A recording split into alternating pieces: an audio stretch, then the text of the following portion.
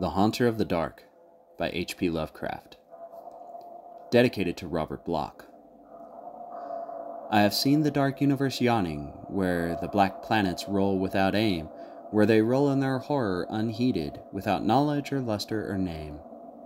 Nemesis. Cautious investigators will hesitate to challenge the common belief that Robert Blake was killed by lightning or by some profound nervous shock derived from an electrical discharge. It is true that the window he faced was unbroken, but nature has shown herself capable of many freakish performances. The expression on his face may easily have arisen from some obscure muscular source unrelated to anything he saw, while the entries in his diary are clearly the result of a fantastic imagination aroused by certain local superstitions and by certain old matters he had uncovered. As for the anomalous conditions at the deserted church on Federal Hill, the shrewd analyst is not slow in attributing them to some charlatanry, conscious or unconscious, with at least some of which Blake was secretly connected. For after all, the victim was a writer and painter wholly devoted to the field of myth, dream, terror, and superstition, and avid in his quest for scenes and effects of a bizarre spectral sort. His earlier stay in the city, a visit to a strange old man as deeply given to occult and forbidden lore as he, had ended amidst death and flame, and it must have been some morbid instinct which drew him back from his home in Milwaukee. He may have known of the old stories despite his statements to the contrary in the diary, and his death may have nipped in the bud some stupendous hoax destined to have a literary reflection. Among those, however, who have examined and correlated all this evidence, there remain several who cling to less rational and commonplace theories. They are inclined to take much of Blake's diary at face value and point significantly to certain facts such as the undoubted genuineness of the old church record, the verified existence of the disliked and unorthodox Starry Wisdom sect prior to 1877, the recorded disappearance of an inquisitive reporter named Edwin M. Lillibridge in 1893, and above all, the look of monstrous transfiguring fear on the face of the young writer when he died.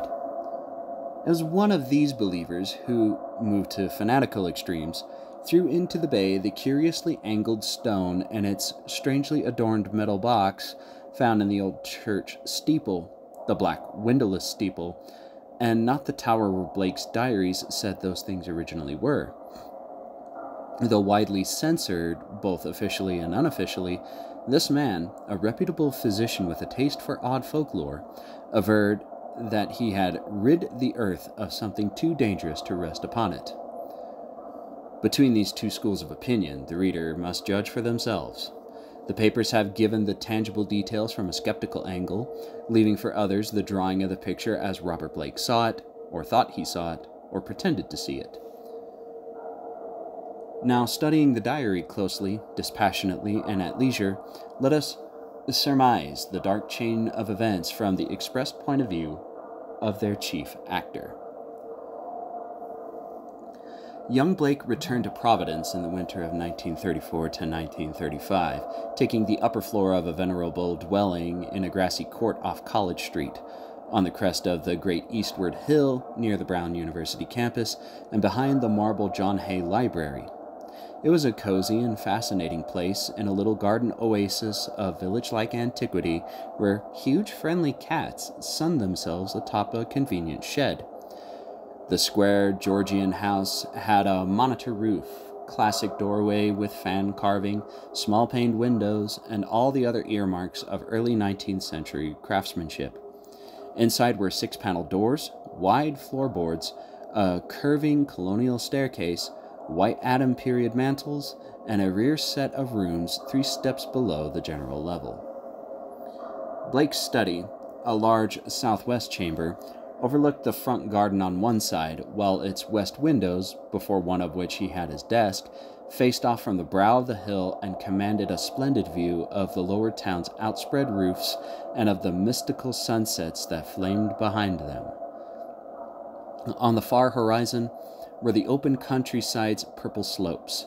Against these, some 2 miles away, rose the spectral hump of Federal Hill, bristling with huddled roofs and steeples whose remote outlines wavered mysteriously, taking fantastic forms as the smoke of the city swirled up and enmeshed them.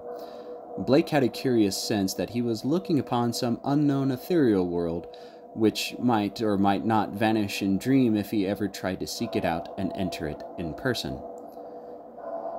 Having sent home for most of his books, Blake brought home antique furniture suitable to his quarters and settled down to write and paint, living alone and attending to the simple housework himself.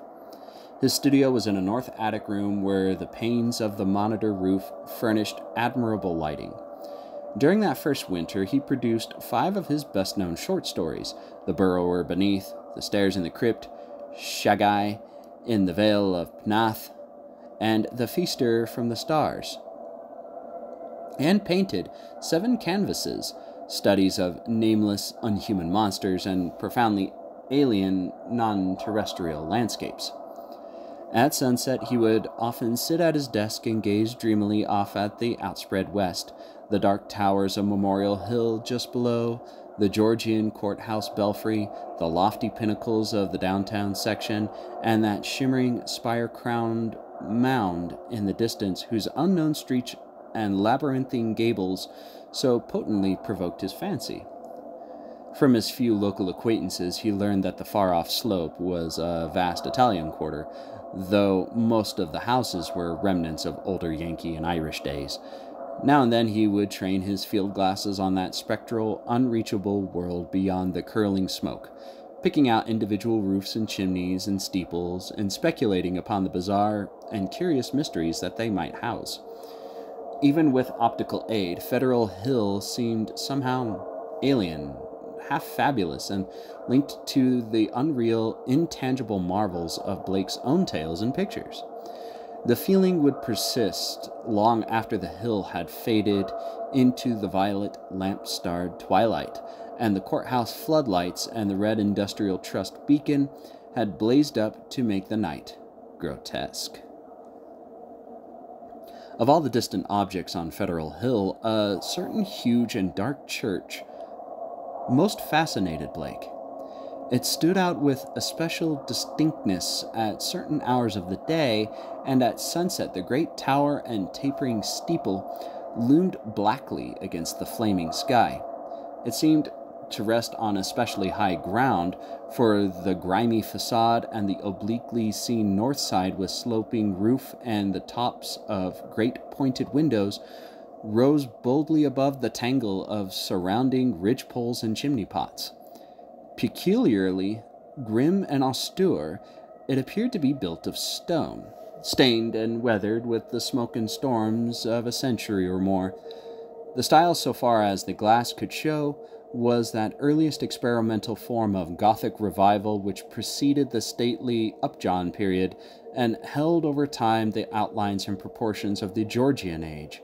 Perhaps it was reared around 1810 or 1815, thereabouts.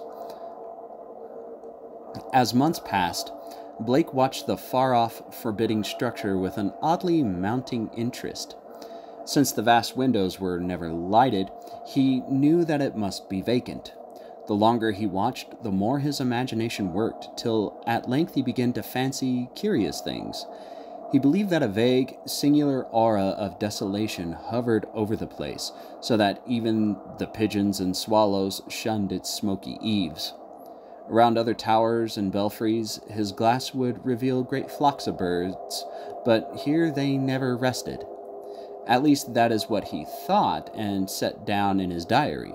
He pointed the place out to several friends, but none of them had even been on Federal Hill or possessed the faintest notion of what the church was or had been. In the spring, a deep restlessness gripped Blake. He had begun his long-planned novel, based on a supposed survival of the witch cult in Maine, but was strangely unable to make progress with it. More and more he would sit at his westward window and gaze at the distant hill and the black frowning steeple shunned by the birds. When the delicate leaves came out on the garden boughs, the world was filled with a new beauty, but Blake's restlessness was merely increased. It was then that he first thought of crossing the city and climbing bodily up that fabulous slope to the smoke-wreathed world of Dream. Late in April, just before the eon-shadowed Walpurgis time, Blake made his first trip into the unknown. Plodding through the endless downtown streets and the bleak, decayed squares beyond, he came upon, finally, the ascending avenue of century-worn steps, sagging Doric porches, and clear-paned cupolas, which he felt must lead up to the long-known, unreachable world beyond the mists. There were dingy blue and white street signs which meant nothing to him, and presently he noted the strange dark faces of the drifting crowds, and the foreign signs over curious shops and brown, decade-weathered buildings. Nowhere could he find any of the objects he had seen from afar, so that once more he half fancied that the federal hill of that distant view was a dream world never to be trod by living human feet. Now and then a battered church facade or crumbling spire came in sight, but never the blackened pile that he sought. When he asked a shopkeeper about a great stone church, the man smiled and shook his head, though he spoke English freely. As Blake climbed higher, the region seemed stranger and stranger, with bewildering mazes of brooding brown alleys leading eternally off to the south. He crossed 2 or 3 broad avenues, and once he thought he glimpsed a familiar tower. Again he asked a merchant about the massive church of stone, and this time he could have sworn that the plea of ignorance was feigned. The man's face had a look of fear which he tried to hide, and Blake saw him make a curious sign with his right hand. Then suddenly a black spire stood out against the cloudy sky on his left, above the tiers of brown roofs lining the tangled southerly alleys. Blake knew at once what it was, and plunged toward it through the squalid, unpaved lanes that climbed from the avenue. Twice he lost his way, but he somehow dared not ask any of the patriarchs or housewives who sat on their doorsteps, or any of the children who shouted and played in the mud of the shadowy lanes. At last he saw the tower plain against the southwest, and a huge stone bulk rose darkly at the end of an alley. Presently he stood in a windswept open square, quaintly cobblestoned, with a high bank wall on the farther side. This was the end of his quest, for upon the wide, iron-railed, weed-grown plateau which the wall supported, a separate, lesser world, raised fully 6 feet above the surrounding streets, stood a grim, Titan bulk whose identity, despite Blake's new perspective, was beyond dispute. The vacant church was in a state of great decrepitude. Some of the high stone buttresses had fallen, and several delicate finials lay half lost among the brown, neglected weeds and grasses. The sooty Gothic windows were largely unbroken, though many of the stone mullions were missing. Blake wondered how obscurely the painted panes could have survived so well in view of the known habits of small boys the world over. The massive doors were intact and tightly closed. Around the top of the bank wall, fully enclosing the grounds, was a rusty iron fence whose gate, at the head of a flight of steps from the square, was visibly padlocked. The path from the gate to the building was completely overgrown. Desolation and decay hung like a pall above the place, and in the birdless eaves and black, ivyless walls, Blake felt a touch of the dimly sinister beyond his power to define. There were very few people in the square, but Blake saw a policeman at the northerly end and approached him with questions about the church. He was a great wholesome Irishman, and it seemed odd that he would do little more than make the sign of the cross and mutter that people never speak of the building. When Blake pressed him, he said very hurriedly that the Italian priests warned everybody against it, vowing that a monstrous evil had once dwelt there and left its mark. He himself had heard dark whispers of it from his father, who recalled certain sounds and rumors from his boyhood. There had been a bad sect there in the old days, an outlaw sect that called up awful things from some unknown gulf of night. It had taken a good priest to exorcise what had come, though there did be those who said merely the light could do it. If Father O'Malley were alive, there would be many the thing he could tell, but now there was nothing to do but to let it alone. It hurt nobody now, and those that owned it were dead and far away. They had run away like rats after the threatening talk in '77, when people began to mind the way folks vanished now and then in the neighborhood. Someday the city would step in and take property for lack of heirs, but little good would come of anybody's touching it. Better it be left alone for the years to topple, lest the things be stirred that ought to rest forever in their black abyss. After the policeman had gone, Blake stood staring at the sullen, steepled pile. It excited him to find that the structure seemed as sinister to others as it did to him, and he wondered what grain of truth might lie at the old tales the blue coat had repeated. Probably they were mere legends evoked by the evil look of the place, but even so, they were like a strange coming to life of his own stories. The afternoon sun came out behind dispersing clouds, but seemed unable to light up the stained, sooty walls of the old temple that towered on its high plateau. It was odd that the green of spring had not touched the brown, withered growths in the raised, iron-fenced yard. Blake found himself edging near the raised area and examining the bank wall and rusted fence for possible avenues of ingress. There was a terrible lure about the blackened fane which was not to be resisted. The fence had no opening near the steps, but around the north side there were some missing bars. He could go up the steps and walk around on the narrow coping outside of the fence till he came to the gap. If the people feared the place so wildly, he would encounter no interference. He was on the embankment and almost inside the fence before anyone noticed him. Then, looking down, he saw the few people on the square edging away and making the same sign with their right hands that the shopkeeper in the avenue had made. Several windows were slammed down, and a woman darted into the street and pulled some small children inside a rickety, unpainted house. The gap in the fence was very easy to pass through, and before long, Blake found himself waiting amidst the rotting, tangled growths of the deserted yard. Here and there, the worn stump of a headstone told him that there had once been burials in this field, but that, he saw, must have been very long ago.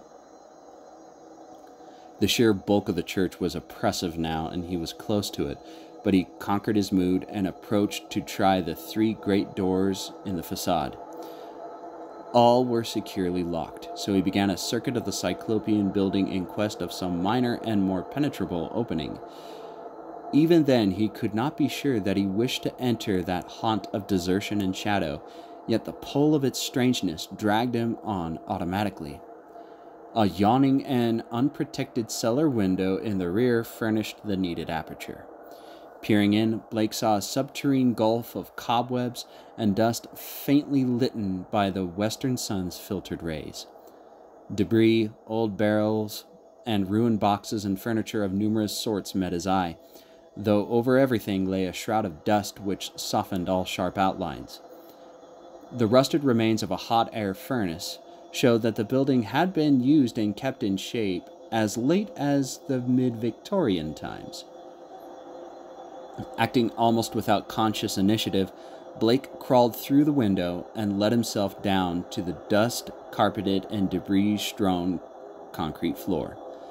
The vaulted cellar was a vast one, without partitions, and in a corner far to the right, amidst dense shadows, he saw a black archway evidently leading upstairs. He felt a peculiar sense of oppression at being actually within the great spectral building, but kept it in check as he cautiously scouted about, finding a still intact barrel amid the dust, and rolling it over to the open window to provide for his exit. Then, bracing himself, he crossed the wide, cobweb-festooned space towards the arch. Half choked with the omnipresent dust and covered with ghostly gossamer fibers, he reached and began to climb the worn stone steps which rose into the darkness. He had no light, but groped carefully with his hands. After a sharp turn, he felt a closed door ahead, and a little fumbling revealed its ancient latch. He opened it inward, and beyond it he saw a dimly illuminated corridor lined with worm-eaten paneling. Once on the ground floor, Blake began exploring in a rapid fashion. All the inner doors were unlocked so that he freely passed from room to room. The colossal nave was an almost eldritch place, with its drifted mountains of dust over box pews, altar, hourglass pulpit, and sounding board, and its titanic ropes of cobweb stretching among the pointed arches of the gallery and entwining the clustered Gothic columns. Over all this hushed desolation played a hideous leaden light as the declining afternoon sun sent its rays through the strange, half-blackened panes of the great apsidal windows. The paintings on those windows were so obscured by soot that Blake could scarcely decipher what they had represented, but from the little he could make out, he did not like them. The designs were largely conventional, and his knowledge of obscure symbolism told him much concerning some of the ancient patterns. He saw saints depicted bore expressions distinctly open to criticism, while one of the windows seemed to show a merely dark space with spirals of curious luminosity scattered about in it. Turning away from the windows, Blake noticed that the cobweb cross above the altar was not of the ordinary kind, but resembled the primordial Ankh or Crux Anasta of shadowy Egypt. In a rear vestry room beside the apse, Blake found a rotting desk and ceiling-high shelves of mildewed, disintegrating books. Here, for the first time, he received a positive shock of objective horror, for the titles of those books told him much. They were the black, forbidden things which the most sane people have never even heard of, or have heard of only in furtive, timorous whispers. The banned and dreaded repositories of equivocal secrets and immemorial formulae which have trickled down the stream of time from the days of man's youth and the dim, fabulous days before man was. He himself had read many of them, a Latin version of the abhorred Necronomicon, the sinister Liber Ivonus, the infamous Cultus de Gules of Comte d'Erlet, and the Unausprechlichen Kulten of von Junst, and old Ludwig Prinz hellish De Vermis Mysterious. But there were others he had known merely by reputation or not at all. The Narcotic manuscripts, the Book of Design, and a crumbling volume in wholly unidentifiable characters, yet with certain symbols and diagrams shudderingly recognizable to the occult student. Clearly, the lingering local rumors had not lied. This place had once been the seat of an evil older than mankind and wider than the known universe. In the ruined desk was a small leather-bound record book filled with entries in some odd cryptographic medium. The manuscript writing consists of common traditional symbols used today in astronomy and anciently in alchemy, astrology, and other dubious arts. The devices of the sun, moon, planets, aspects, and zodiacal signs, here massed in solid pages of text with divisions and paragraphings suggesting that each symbol answered to some alphabetical letter. In the hope of later solving the cryptogram, Blake bore off this volume in his coat pocket. Many of the great tomes on the shelves fascinated him unutterably, and he felt tempted to borrow them at some later time. He wondered how they could have remained undisturbed for so long. Was he the first to conquer the clutching, pervasive fear which had for nearly 60 years protected this deserted place from visitors? Having now thoroughly explored the ground floor, Blake plowed again through the dust of the spectral nave to the front vestibule, where he had seen a door and staircase, presumably leading up to the blackened tower and steeple, objects so long familiar to him at a distance. The ascent was a choking experience, for dust lay thick, while the spiders had done their worst in this constricted space. The staircase was a spiral with high, narrow wooden treads, and now and then Blake passed a clouded window looking dizzily out over the city. Though he had seen no ropes below, he expected to find a bell or a peal of bells in the tower, whose narrow, Louvre-boarded lancet windows his field glass had studied so often. There he was doomed to disappointment, for when he attained the top of the stairs, he found the tower chamber vacant of chimes, and clearly devoted to vastly different purposes. The room, about 15 feet square, was faintly lighted by 4 lancet windows, one on each side, which were glazed with their screening of decayed Louvre boards. These had been further fitted with tight, opaque screens, but the latter were now largely rotted away. In the center of the dust-laden floor rose a curiously angled stone pillar, some 4 feet in height and 2 in average diameter, covered on each side with bizarre, crudely incised, and wholly unrecognizable hieroglyphs. On this pillar rested a metal box of peculiarly asymmetrical form, its hinged lid thrown back, and its interior holding what looked beneath the decade-deep dust to be an egg-shaped or irregularly spherical object some 4 inches through. Around the pillar, in a rough circle, were 7 high-backed Gothic chairs still largely intact, while behind them, ranging along the dark-paneled walls, were 7 colossal images of crumbling, black-painted plaster, resembling more than anything else the cryptic carven megaliths of mysterious Easter Island. In one corner of the cobwebbed chamber, a ladder was built into the wall, leading up to the closed trap door of the windowless steeple above. As Blake grew accustomed to the feeble height, he noted odd bas-reliefs on the strange open box of yellowish metal. Approaching, he tried to clear the dust away with his hands and handkerchief, and saw that the figurines were of a monstrous and utterly alien kind, depicting entities which, though seemingly alive, resembled no known life form that ever evolved on this planet. The 4-inch seeming sphere turned out to be a nearly black, red-striated polyhedron with many irregular, flat surfaces, either a very remarkable crystal of some sort or an artificial object of carved and highly polished mineral matter. It did not touch the bottom of the box, but was held suspended by means of a metal band around its center, with 7 queerly designed supports extending horizontally to the angles of the box's inner wall near the top. This stone, once exposed, exerted upon Blake an almost alarming fascination. He could scarcely tear his eyes from it, and as he looked at its glistening surfaces, he almost fancied it was transparent with half-formed worlds of wonder within.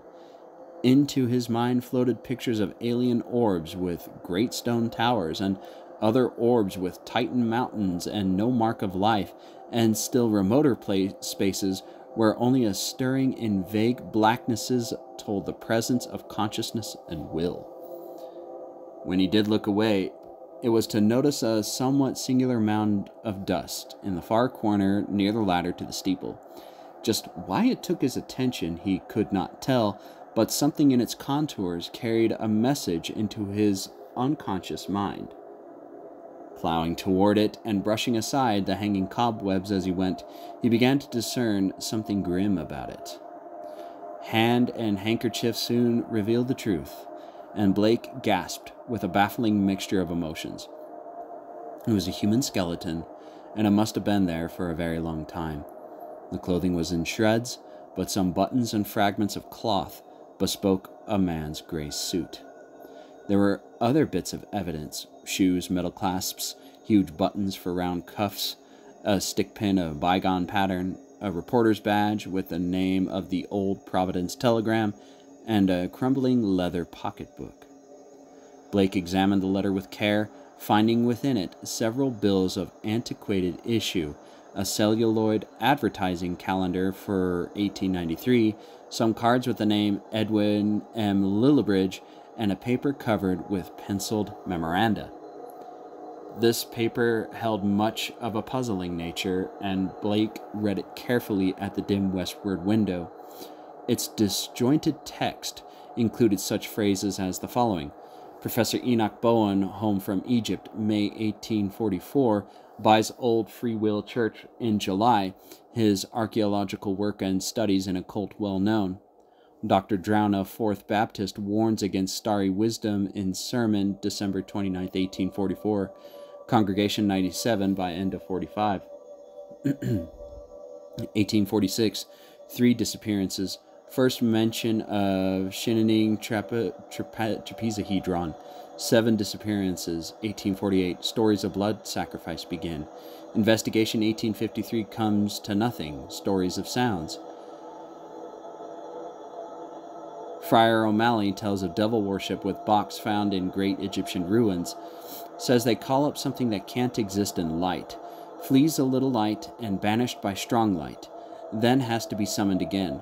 Probably got this from deathbed confession of Francis X. Feeney, who had joined Starry Wisdom in 49. These people say the shining trapezohedron shows them heaven and other worlds, and that the haunter of the dark tells them secrets in some way. Story of Orrin B. Eddy, 1857. They call it up by gazing at the crystal and have a secret language of their own. 200 or more in congregation, 1863. Exclusive men at front. Irish boys mobbed church in 1869 after Patrick Regan's disappearance. Veiled article in J. March, 1472, but people don't talk about it. 6 disappearances, 1876. Secret committee calls on Mayor Doyle. Action promised, February 1877. Church closes in April. Gang Federal Hill boys threaten doctor and vestrymen in May. 181 persons leave the city before end of 77. Mention no names. Ghost stories begin around 1880. Try to ascertain truth of report that no human being has entered the church since 1877. Ask Lanigan for photograph of place taken in 1851. Resorting to the pocketbook and placing the letter in his coat, Blake turned to look down at the skeleton in the dust. The implications of the notes were clear, and there could be no doubt but that this man had come to the deserted edifice 42 years before in quest of a newspaper sensation which no one else had been bold enough to attempt. Perhaps no one else had known of his plan. Who could tell? But he had never returned to his paper. Had some bravely suppressed fear risen to overcome him and bring on sudden heart failure?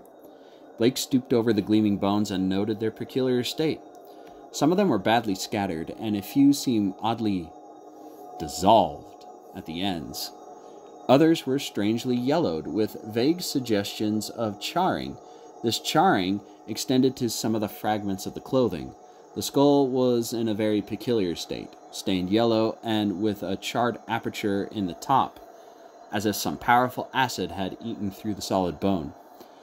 What had happened to the skeleton during its 4 decades of silent entombment here, Blake couldn't imagine. Before he realized it, he was looking at the stone again, and letting its curious influence call up a nebulous pageantry in his mind. He saw processions of robed, hooded figures whose outlines were not human, and looked on endless leagues of desert lined with carved, sky-reaching monoliths. He saw towers and walls in nighted depths under the sea, and vortices of space where wisps of black mist floated before thin shimmerings of cold purple haze. And beyond all else, he glimpsed an infinite gulf of darkness, where solid and semi-solid forms were known only by their windy stirrings, and clouding patterns of force seemed to superimpose order on chaos, and hold forth a key to all the paradoxes and arcana of the worlds we know. Then all at once the spell was broken by an excess of gnawing, indeterminate panic of fear. Blake choked and turned away from the stone, conscious of some formless alien presence close to him and watching him with horrible intentness. He felt entangled with something which was not in the stone, but which looked at it through him, something which would ceaselessly follow him with a cognition that was not physical sight. Plainly, the place was getting on his nerves, as well it might in view of his gruesome find. The light was waning too, and since he had no illuminant with him, he knew he would have to be leaving soon. It was then, in the gathering twilight, that he saw a faint trace of luminosity in the crazy angled stone. He tried to look away from it, but some obscure compulsion drew his eyes back. Was there a subtle phosphorescence of radioactivity about the thing? What was it that the dead man's notes had said concerning a shining trapezohedron? What, anyway, was this abandoned lair of cosmic evil? What had been done here, and what might still be lurking in the bird-shunned shadows? It seemed now as if an elusive touch of fetor had arisen somewhere close by, and though its source was not apparent, Blake seized the cover of the long open box and snapped it down. It moved easily on its alien hinges and closed completely over the unmistakably glowing stone. At the sharp click of that closing, a soft, stirring sound seemed to come from the steeples in eternal blackness overhead, beyond the trap door. Rats, without question, the only living things to reveal their presence in this accursed pile since he had entered it, and yet that stirring in the steeple frightened him horribly, so that he plunged almost wildly down the spiral stairs, across the ghoulish nave, into the vaulted basement, out amidst the gathering dusk of the deserted square, and down through the teeming, fear-haunted alleys and avenues of Federal Hill, toward the sane central streets and the home-like brick sidewalks of the college district. During the days which followed, Blake told no one of his expedition. Instead, he read much in certain books, examined long years of newspaper files downtown, and worked feverishly at the cryptogram in that leather volume from the cobwebbed vestry room. The cipher, he soon saw, was no simple one, and after a long period of endeavor, felt sure that its language could not be English, Latin, Greek, French, Spanish, Italian, or German. Evidently, he would have to draw upon the deepest wells of his strange erudition. Every evening, the old impulse to gaze westward returned, and he saw the black steeple as of yore amongst the bristling roofs of a distant and half-fabulous world, but now held a fresh note of terror for him. He knew the heritage of evil lore it masked, and with the knowledge his vision ran riot in queer new ways. The birds of spring were returning, and as he watched their sunset flights, he fancied they avoided the gaunt lone spire as never before. When a flock of them approached it, he thought, they would wheel and scatter in panic confusion, and he could guess at the wild twitterings which failed to reach him across the intervening miles. It was in June that Blake's diary told of his victory over the cryptogram. The text was, he found, in the dark Aklo language used by certain cults of evil antiquity and known to him in a halting way through previous researches. The diary is strangely reticent about what Blake deciphered, but he was patently awed and disconcerted by his results. There are references to a haunter of the dark, awazed by gazing into the shining trapezohedron, and insane conjectures about the black gulfs of chaos from which it was called. The being is spoken of as holding all knowledge and demanding monstrous sacrifices. Some of Blake's entries show fear lest the thing, which he seemed to regard as summoned, stalk abroad, though he adds that the street lights form a bulwark which cannot be crossed. Of the shining trapezohedron he speaks often. calling it a window on all time and space, and tracing its history from the days it was fashioned on dark Yuggoth, before ever the old ones brought it to Earth. It was treasured and placed in its curious box by the crinoid things of Antarctica, salvaged from their ruins by the serpent men of Velusia, and peered at eons later in Lemuria by the first human beings. It crossed strange lands and stranger seas and sank with Atlantis before a Minoan fisher meshed it in his net and sold it to swarthy merchants from knighted Kem. The pharaoh Neferenka built around it a temple with a windowless crypt, and did that which caused his name to be stricken from all monuments and records. Then it slept in the ruins of that evil fane, which the priests and new pharaoh destroyed, till the delvers spade once more and brought it forth to curse mankind. Early in July, the newspapers oddly supplement Blake's entries, and though in so brief a casual way that only the diary has called general attention to their contribution, it appears that a new fear had been growing on Federal Hill since a stranger had entered the dreaded church. The Italians whispered of unaccustomed stirrings and bumpings and scrapings in the dark, windowless steeple, and called on their priests to banish an entity which haunted their dreams. Something, they said, was constantly watching at a door to see if it were dark enough to venture forth. Press items mentioned the long-standing local superstitions, but failed to shed much light on the earlier background of the horror. It was obvious that the young reporters of today are no antiquarians. In writings of these things in his diary, Blake expresses a curious kind of remorse, and talks of the duty of burying the shining trapezohedron and of banishing what he had evoked by letting daylight into the hideous jutting spire. At the same time, however, he displays the dangerous extent of his fascination and admits a morbid longing, pervading even his dreams, to visit the accursed tower and gaze again into the cosmic secrets of the glowing stone. Then something in the journal on the morning of July 17th threw the diarist into a veritable fever of horror. It was only a variant of the other half-humorous items about the Federal Hill restlessness, but to Blake it was somehow very terrible indeed. In the night, a thunderstorm had put the city's lighting system out of commission for a full hour, and in that black interval the Italians had nearly gone mad with fright. Those living near the dreaded church had sworn that the thing in the steeple had taken advantage of the street lamp's absence and had gone down into the body of the church, flopping and bumping around in a viscous, altogether dreadful way. Toward the last it had bumped up to the tower, where there were sounds of the shattering glass. It could go wherever the darkness reached, but light would always send it fleeing. When the current blazed on again, there had been a shocking commotion in the tower, for even the feeble light trickling through the grime-blackened Louvre-boarded windows was too much for the thing. It had bumped and slithered up into its tenebrous steeple just in time, for a long dose of light would have sent it back into the abyss whence the crazy stranger had called it.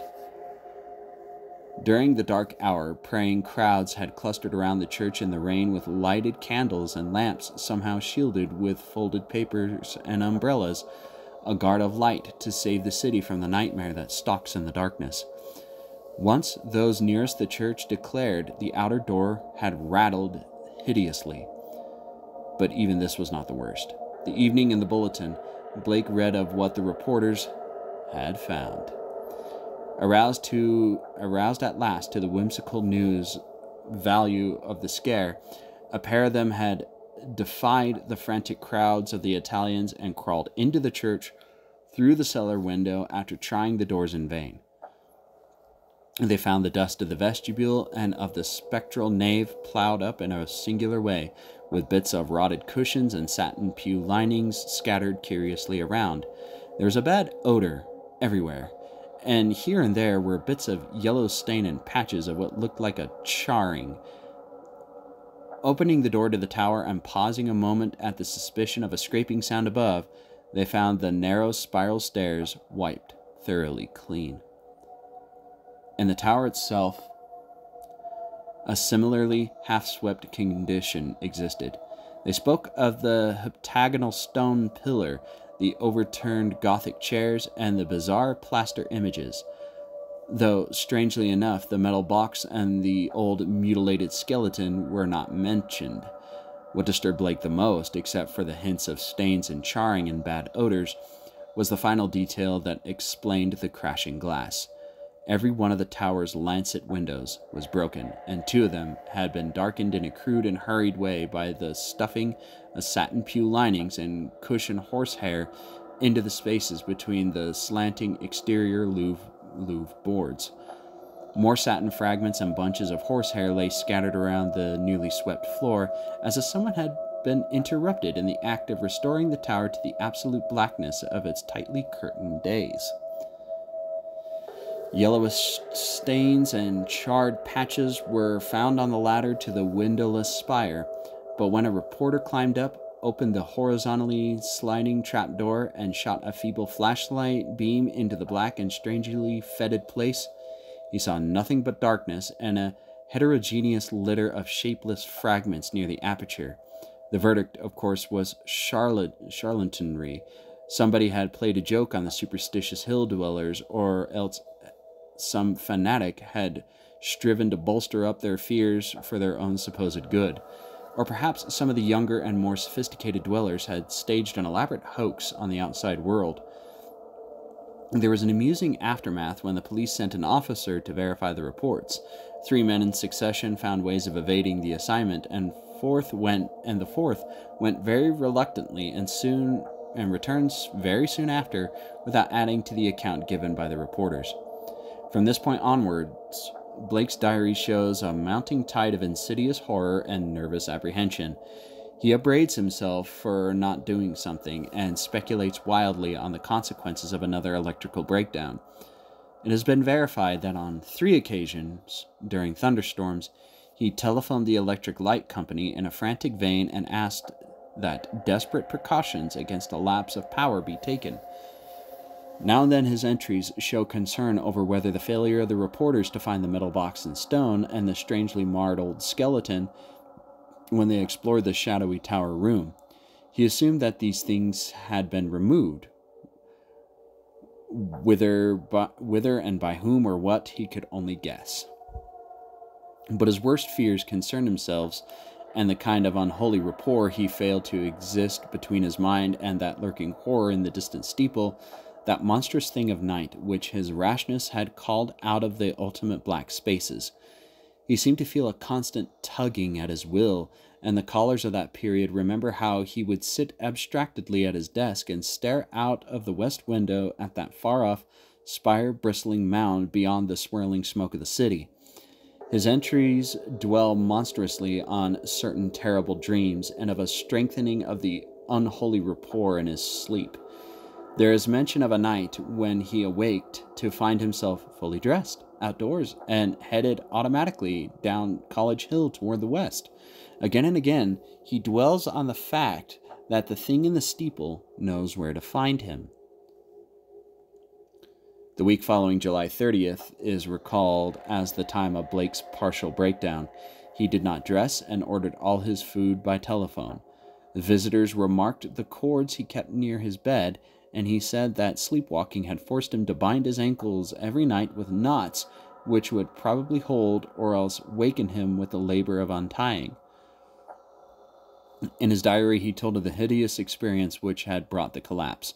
After retiring on the night of the 30th, he had suddenly found himself groping about in an almost black space. All he could see were short, faint, horizontal streaks of bluish light, but he could smell an overpowering fetor and hear a curious jumble of soft, furtive sounds above him.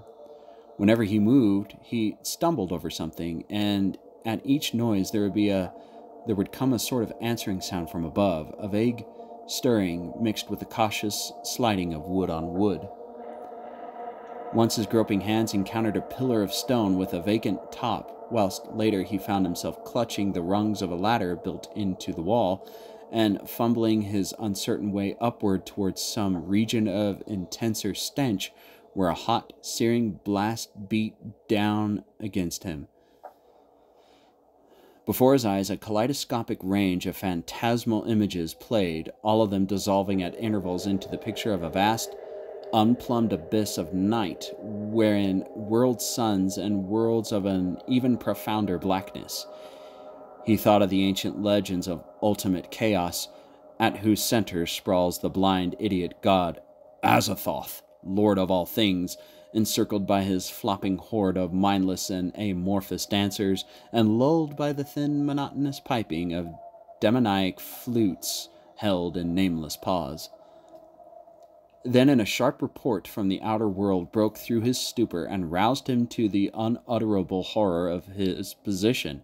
What it was, he never knew. Perhaps it was some belated peal from the fireworks heard all summer on Federal Hill as the dwellers hail their various patron saints, or the saints of their native villages in Italy. In any event, he shrieked aloud, dropped frantically from the ladder, and stumbled blindly across the obstructed floor of the almost lightless chamber that encompassed him. He knew instantly where he was, and plunged recklessly down the narrow spiral staircase, tripping and bruising himself at every turn. There was a nightmare flight through a vast cobwebbed nave whose ghostly arches reached up to the realms of leering shadow, a sightless scramble through the littered basement, a climb to the regions of air and streetlights outside, and a mad racing down a spectral hill of gibbering gables, across a grim, silent city of tall black towers, and up the steep eastward precipice to his own ancient door. On regaining consciousness in the morning, he found himself lying in his study floor, fully dressed. Dirt and cobwebs covered him, and every inch of his body seemed sore and bruised. When he faced the mirror, he saw that his hair was badly scorched, while a trace of strange, evil odor seemed to cling to his outer clothing. It was then that his nerves broke down. Thereafter, lounging exhaustedly about in a dressing gown, he did little but stare from his west window, shiver at the threat of thunder, and make wild entries in his diary. The great storm broke just before midnight on August 8th. Lightning struck repeatedly in all parts of the city, and 2 remarkable fireballs were reported. The rain was torrential, while a constant fusillade of thunder brought sleeplessness to thousands. Blake was utterly frantic in his fear for the lighting system and tried to telephone the company at around 1 o'clock in the morning, though by that time service had been temporarily cut off in the interest of safety. He recorded everything in his diary, the large, nervous, and often undecipherable hieroglyphs telling their own story of growing frenzy and despair, and of entries scrawled blindly in the dark. He had to keep the house dark in order to see out the window, and it appears that most of his time was spent at his desk, peering anxiously through the rain across the glistening miles of downtown roofs at the constellation of distant lights marking Federal Hill. Now and then he would fumblingly make an entry in his diary, so that detached phrases such as, "The lights must not go, it knows where I am, I must destroy it, and it is calling to me, but perhaps it means no injury of this time," are found scattered down 2 of the pages. Then the lights went out all over the city. It happened at 2:12 a.m., according to Powerhouse records, but Blake's diary gives no indication of the time. The entry is merely, "Lights out, God help me." On Federal Hill, there were watchers as anxious as he, and rain-soaked knots of men paraded the square and alleys around the evil church with umbrella-shaded candles, electric flashlights, oil lanterns, crucifixes, and obscure charms of the many sorts common to southern Italy. They blessed each flash of lightning and made cryptical signs of fear with their right hands when a turn in the storm caused the flashes to lessen and finally to cease altogether. A rising wind blew out most of the candles, so that the scene grew threateningly dark. Someone roused Father Merluzzo of Spirito Santo Church, and he hastened to the dismal square to pronounce whatever helpful syllables he could. Of the restless and curious sounds in the blackened tower, there could be no doubt whatsoever. For what happened at 2:35, we have the testimony of the priest, a young, intelligent, and well-educated person, a Petroleum William J. Monahan of the Central Station, an officer of the highest reliability who had paused at that part of his beat to inspect the crowd, and most of the 78 men who gathered around the church's high bank wall, especially those in the square where the eastward facade was visible. Of course, there was nothing which can be proved as being outside the order of nature.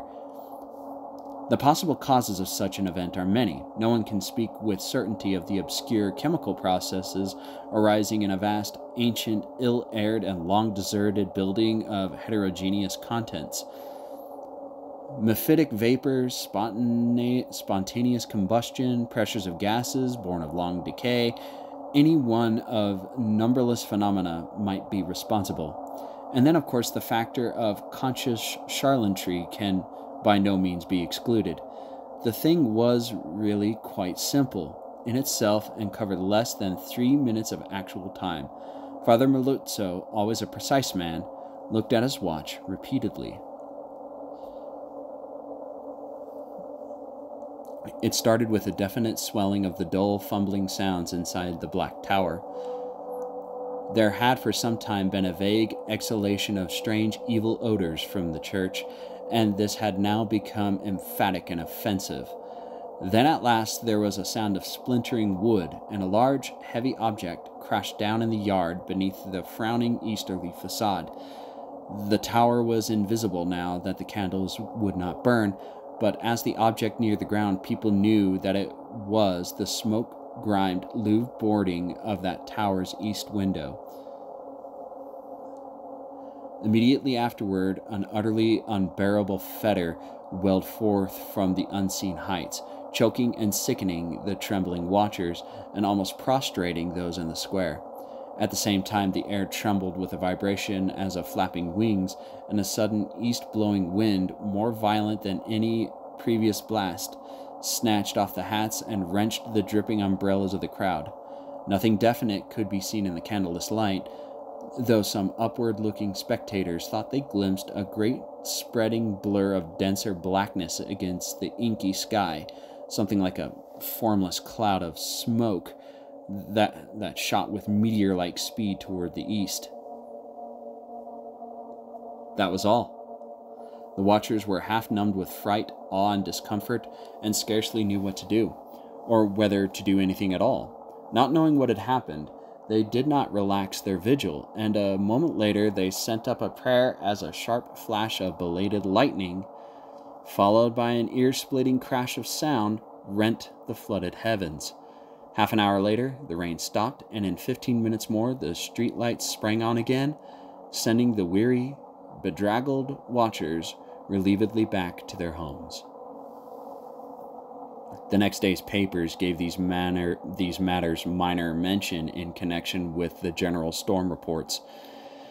It seems that the great lightning flash and the deafening explosion which followed the Federal Hill occurrence were even more tremendous further east, where a burst of the singular fetor was likewise noticed. The phenomenon was most marked over College Hill, where the crash awaked all the sleeping inhabitants and led to a bewildered round of speculations. Of those who were already awake, only a few saw the anomalous blaze of light near the top of the hill, or noticed the inexplicable upward rush of air which almost stripped the leaves from the trees and blasted the plants in the gardens. It was agreed that the lone, sudden lightning bolt must have struck somewhere in this neighborhood, though no trace of its striking could afterward be found. A youth in the Tau Omega fraternity house thought he saw a grotesque and hideous mass of smoke in the air just as the preliminary flash burst, but his observation hasn't been verified. All of the few observers, however, agree as to the violent gust from the west and the flood of intolerable stench which preceded the belated stroke, whilst evidence concerning the momentary burned odor after the stroke is equally general. These points were discussed very carefully because of their probable connection with the death of Robert Blake. Students in the Psi Delta house, whose upper rear windows looked into Blake's study, noticed a blurred white face at the westward window on the morning of the 9th and wondered what was wrong with the expression. When they saw the same face in the same position that evening, they felt worried and watched for the lights to come up in his apartment. Later, they rang the bell of the darkened flat, and finally, a policeman had forced the door. The rigid body sat bolt upright at the desk by the window, and when the intruders saw the glassy bulging eyes and the marks of a stark, convulsive fright on the twisted features, they turned away in sickened dismay. Shortly afterward, the coroner's physician made an examination, and despite the unbroken window, reported electrical shock or nervous tension induced by electrical discharge was the cause of death. The hideous expression he ignored altogether, deeming it a not improbable result of the profound shock as experienced by a person of such abnormal imagination and unbalanced emotions. He deduced these latter qualities from the book's paintings and manuscripts found in the apartment, and from the blindly scrawled entries in the diary on the desk. Blake had prolonged his frenzied jottings to the last, and the broken pencil was found clutched in his spasmodically contracted right hand. The entries after the failure of the lights were highly disjointed and legible only in part. From them, certain investigators have drawn conclusions differing greatly from the materialistic official verdict, but such speculations have little chance for belief among the conservative. The case of these imaginative theorists has not been helped by the action of superstitious Dr. Dexter, who threw the curious box and angled stone, an object certainly of self-luminous as seen by the black windowless steeple where it was found, into the deepest channel of the Narragansett Bay. Excessive imagination and neurotic unbalance on Blake's part, aggravated by knowledge of the evil bygone cult whose startling traces he had uncovered, formed the dominant interpretation given those final frenzied jottings. These are the entries, or all that could be made of them. Lights still out. Must be 5 minutes now. Everything depends on the lightning. Yadith granted it will keep up. Some influence keeps beating through it. Rain and thunder and wind deafen. The thing is taking hold of my mind. Trouble with memory. I see things I never knew before. Other worlds and other galaxies. Dark. The lightning seems dark, and the darkness seems light. It cannot be the real hill and church that I see in the pitch darkness. Must be retinal impression left by flashes. Heaven grant the Italians are out with their candles if the lightning stops. What am I afraid of? It is not an avatar of Nyarlathotep, who in antique and shadowy Kem even took the form of man. I remember Yuggoth, and of more distant Shagai, and the ultimate void of the black planets.